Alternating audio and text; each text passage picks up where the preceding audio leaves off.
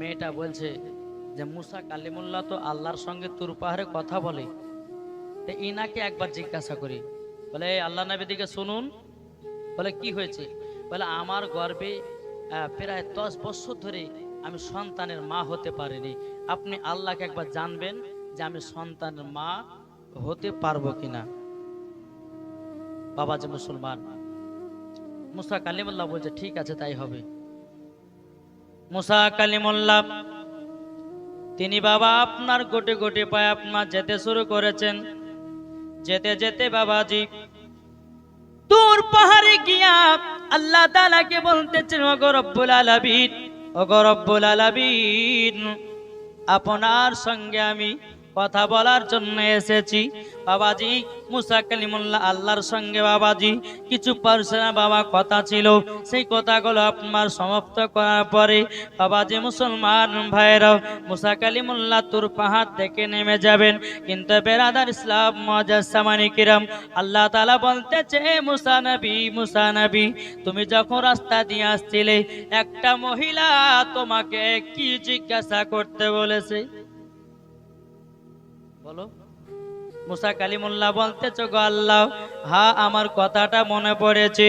মুসা কালিমুল্লাহ বলতেছো গো রব্বুল আলামিন, আমি যখন রাস্তা দিয়ে হেঁটে হেঁটে আসছিলাম ও গো আল্লাহ, সেই মেয়েটা 1 বছর নয়, 2 বছর নয়, 3 বছর নয়, প্রায় 10 বছর ধরে ওই মহিলাটা সন্তানের মা হতে পারেনি। ও গো রব্বুল আলামিন, আপনি বলুন, আপনি বলুন ও গো আল্লাহ, ওই মহিলাটা সন্তানের মা হতে পারবে কিনা? আল্লাহ বলতেছে গো মুসা নবী, আপনি যান, যাবার পরে মহিলাটাকে জানিয়ে দিন, ও গো মহিলা, তুমি সন্তানের মা হতে পারবে না। অনেকদিন পর বাবা ওই মহিলাটার বাড়ি দিয়ে একটা ফকির বাবা যাচ্ছে। ওই ফকিরটা বলতেছে যে আমাকে একটা রুটি দান করবে, তার একটি সন্তান হবে। যে আমাকে 2টি রুটি দান করবে, তার 2টি সন্তান হবে। যে আমাকে 3টা রুটি দান করবে, তার 3টি সন্তান হবে। যে আমাকে 4টা রুটি দান করবে, তার 4টি সন্তান হবে। জোরে বলুন সুবহানাল্লাহ। ও মহিলাটা বাবা ঘর থেকে শুনেছে যে ফকির বাবাকে আমি একখানা রুটি দান করব। এ বাবা যে মুসলমান ভাইরাও, মহিলাটা বাড়িয়ে এসে বলছে, ওগো ফকির বাবা, ওগো ফকির বাবা, আপনাকে আমি একটা রুটি দান করলাম। বাবা ফকির বাবাটা রুটিটা পেয়ে আল্লাহ তাআলার কাছে দোয়া করেছে, ওগো রব্বুল আলামিন, ওগো আল্লাহ, তবে আল্লাহ গো, এই মহিলাটা আমাকে একখানা রুটি দান করেছে, আল্লাহ এই মহিলাটাকে একটা সন্তানের মা বানায়া দি। মা বোনেরা দেখবেন বাবা নরম কথা পেয়ে আবার মহিলাটা ঘরে গেছে। যাবার পরে আর একটা রুটি নিয়ে এসে ফকির বাবাকে বলতেছে, ওগো ফকির বাবা, এই দেখেন আপনাকে আর একটা রুটি দিলাম। বাবা যে মুসলমান ভাইরাও আর একটা রুটি দিয়েছে। ফকির বাবা আল্লাহর কাছে দোয়া করতেছে, বল আল্লাহ, ওগো রব্বুল আলামিন, আল্লাহ গো, এ মহিলাটা আমাকে 2টি রুটি দান করেছে, ওগো আল্লাহ, এ মহিলাটার 2টি সন্তান দান করে দিন। বাবাজি আবারও বাবা এই দোয়াটা শোনাও। ওই মহিলাটা বাবা আবার ঘরের ভিতরে গেছে। যাবার পরে পেরাদার একটা রুটি নিয়েছে। আর একটা রুটি নেওয়ার পরে ওই মহিলাটাকে বাবাজি দিয়ে আপনার ফকির বাবাকে বলতে, জগো ফকির বাবা, তবে আপনি আর একটা রুটি নিন।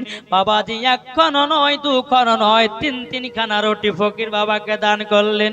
দান করার পরে ওই ফকির বাবা আল্লাহর কাছে দোয়া করতেছে, ওগো রব্বুল আলামিন, রব্বুল আলামিন, এই মহিলাটাও আমাকে 3খানা রুটি দান করেছে, ওগো আল্লাহ, এই মহিলাটার 3টি সন্তান দান করুন। মোহাব্বতে বলবেন না? এ বাবা যে আমি জানি এত রাত্রি তোমাদের এনার্জি থাকে না, থাকে বাবাজি মুসলমান ও সোনা মানিকেরা, ও গো আমার আব্বাজি মুসলমান ভাইয়েরাও, আবার ফকির বাবা আপনার কিনা মহিলাটা ঘরের ভিতরে গেছে বাবা, আর একখানা রুটি নিয়ে এসেছে। বলছে গো ফকির বাবা, এই রুটিটা আর একখানা আপনাকে দিয়ে দিলাম। বাবাজি মুসলমান ভাইয়েরাও, এই সোনা মানিকেরাও, ও গো আমার মা খালা শুনে যান, মা রাতের বেলায় ঘুমাও।